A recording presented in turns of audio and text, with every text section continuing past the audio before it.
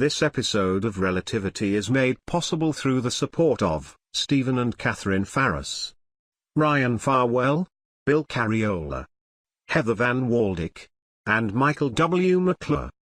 And by listeners like you who support us through Patreon. Learn how you can support this series and get exclusive content by visiting patreon.com/relativity. Get even more information about Relativity at relativitypodcast.com.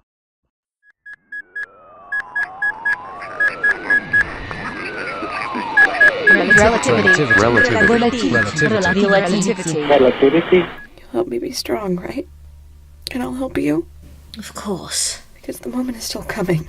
When we put her in the machine and start it running, and then there will be no way to turn back. We'll just have to live with what we've done, and I will be as strong in that moment as I can.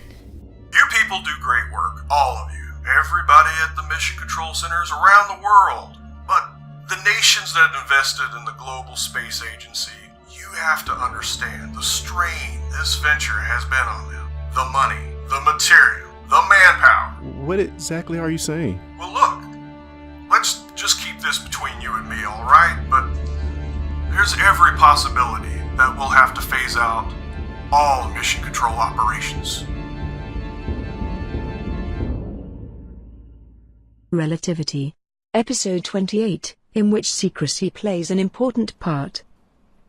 Sir, you can't do that. The hell we can. The people of 11 nations are telling us they're sick of spending giant amounts of money on these ships we built and sent out into nothing. But the missions are still happening. There are people still out there. Are there? Last I heard, we sent out 4 ships and we've lost contact with 3 of them. That just leaves yours. And there's only one person left alive on that one? He is. He's still alive, and he's been instrumental in making repairs to the vessel and the other ships. We may regain contact, sir. We may find out everyone on the ships are safe and sound and ready to complete their missions. I'm just trying to help you understand that a day may be coming when we may have to cut the cord. The member nations of the GSA feel they have waited long enough for contact to be restored. Sounds like you've got an urgent message coming through. Yes, sir. It's from the flight director, so I have to respond. You go do that. I probably shouldn't have said everything I've said, so you ought to just keep it to yourself.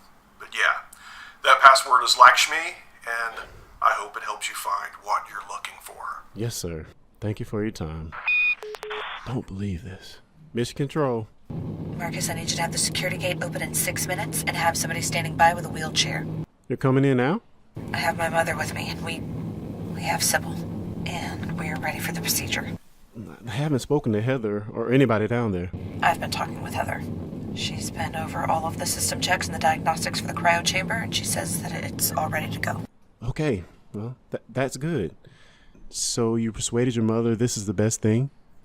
That part was actually easier than I expected.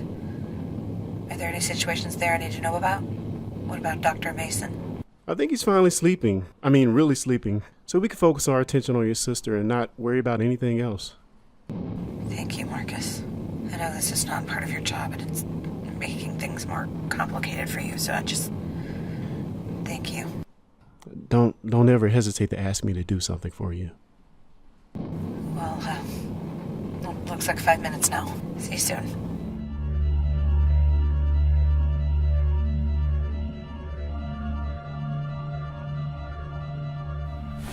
No, shit. Oh, there's no air. Like, there's enough. Oh my God! How could she do it? I can't imagine. Nadezhda? I always hear you, Doctor. No need to shout. Don't scold me, you mechanical. Look, Nadezhda, I need some answers. You're supposed to be the smartest AI in the history of computing, so just tell me what I need to know. After you sleep for several more hours, I will be glad to discuss any topic you specify. You don't have nightmares, do you? You know I don't. So you don't know what it's like. I'm awake now, and I'm gonna be awake for a while yet, because that was the worst nightmare of my... Your cardiovascular activity is escalated. Well, I just went through the airlock, Nadia.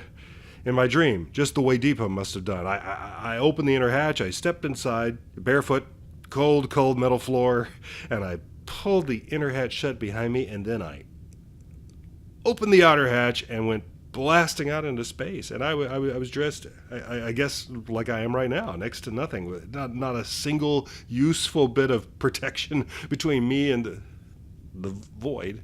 It was, of course, only a dream. Well, for me, yeah, but it did happen to her. She did that, and she did it on purpose. She knew, she had to know that she'd be shot out into... And I want to know, I have to know. Why? Why did Captain Sedana commit suicide? Yes. I can only speculate, Doctor, and for that, I require a great deal more data. You and me both, sister. Earlier you mentioned a suicide note. I am unaware of its contents. Yeah, it's right over here. I've been carrying it around in my jumpsuit pocket. Don't ask me why. Okay, here's what she wrote. It almost rhymes. It's almost poetry. If I was an insect, there would be a reason. If I was a spore of pollen, there would be a reason. If I was a bacterium, there would be a reason, but I am not on the scale of reason. And you are sure she wrote this? Well, yeah, I recognize her handwriting. And it was in her sleep station, left very much in plain sight, right on her bed when I went looking for her. Because her life sign data had terminated. Yeah, I was sitting right here, and I saw that. I saw it on the crew station monitor, and I ran like hell to her quarters to where I thought she was, but she wasn't there, because she'd already gone through the airlock.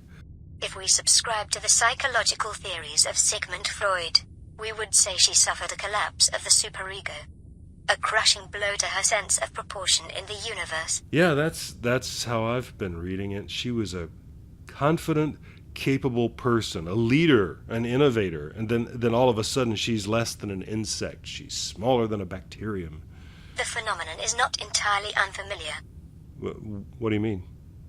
Deep space missions are relatively new in human experience, so the psychological effects are largely unknown. But even on missions much shorter than yours, there have been other people who have expressed sentiments similar to those in the note left by Captain Sedana. Other people saying they're too tiny to matter? Especially on the very few previous missions which have employed the relativity compensator. Say that again? This vessel is one of only 6 which have ever contained and utilized a working relativity compensator.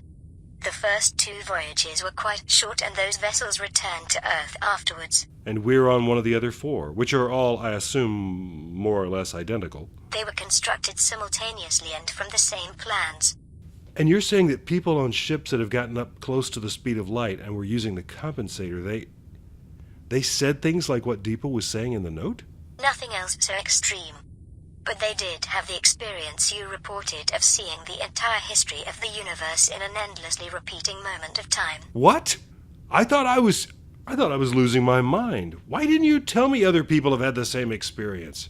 I was offline during your space walk, Doctor, and you had never asked about the experiences of others who have conducted extravehicular activities from ships using the relativity compensator. Okay, but so let me get this straight. Other people on ships like this have looked outside and seen what I saw, and then some of them developed, what would you call it? Deep depression and suicidal ideation. And that's what happened to Deepa, to Captain Sedana. But see, I can't, that's just not my reaction to the vastness of the universe at all. Why would it drive her in one direction and me in an entirely different one? Your question assumes a uniformity of thought and behavior which I have not observed in humans. Yeah, I think you got me there. That is extremely gratifying. Your tone of voice indicates our conversation has helped you attain a comfortable emotional state. You should now be able to return to sleep. You're very smart, Nadia, but you still have a lot to learn. No, I think I'll take a long walk. Where are you going? Keep tracking me and you'll find out.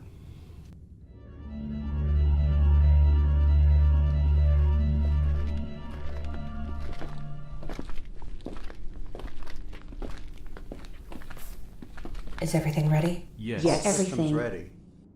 Let me help you, Mrs. Schumacher. No, I will push the wheelchair. At least I can do that. So, this is a machine, the place where she will be? One of very few Global Space Agency cryo chambers. Like something from a fairy tale. Giant oyster shell. And we will place my little pearl inside. That's right, Mama.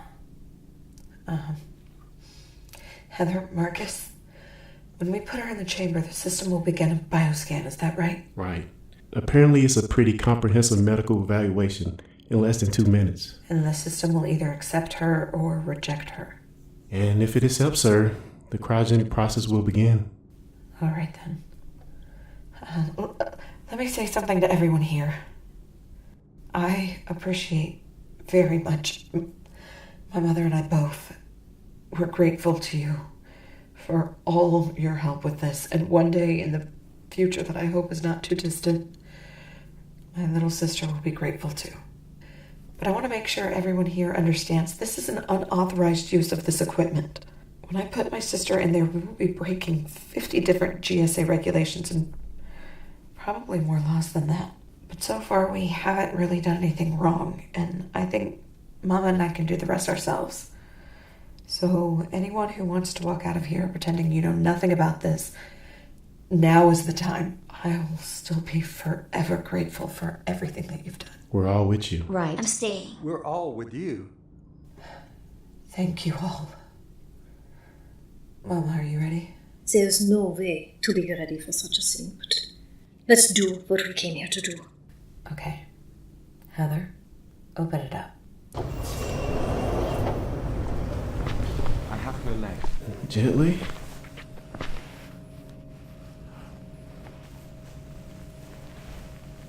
Careful, please. Okay.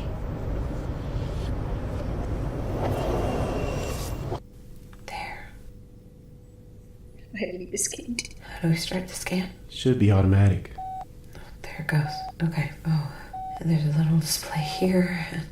So, there she will be. For maybe 100 years. Until the cure is found. What if you lose power here? The power goes off so very often. Oh, the cryo chamber is QO power. Quantum oscillation. So it can run for, well, basically forever. And even if somebody in the future needed to supplement power here, mission control runs on its own generator. It will, for as long as we're here, which should be many decades. Are you all right? Yeah, why? I said we'd be here for decades and you looked like somebody pinched you. Oh, look. It says scan complete. Green lights. Looks like she passed her exam. And now the display reads, system committed. Open it up. I want to touch her face again. We can't do that, Mama. It's starting the process. But look, a lock of her hair is down in her face. You know she doesn't like that. She can't feel it, Mama. Oh, Sophia. We've made a terrible mistake. It's a sin, Sophia. A sin. We didn't ask her. We didn't tell her. Because it was better for her that way. No. No. No. If he just wanted to kill us all, he could have just planted a bomb anywhere that would open the ship to space. But he went all the way forward, planted that device near the relativity compensator, and then came all the way back inside. Why did he do that? Are these questions directed to me, Doctor? They are not. I came in here to be alone with my thoughts. But you are alone everywhere on the ship. Nadia, we really must work on your tact. I apologize if I gave offense. And if you prefer the solitude of the habitat, I will leave you in peace. Well, thank you for calling it the habitat. I never could understand how this place got labeled the cargo bay. I respect your wishes, even though the difference is difficult for me to understand. Well, okay.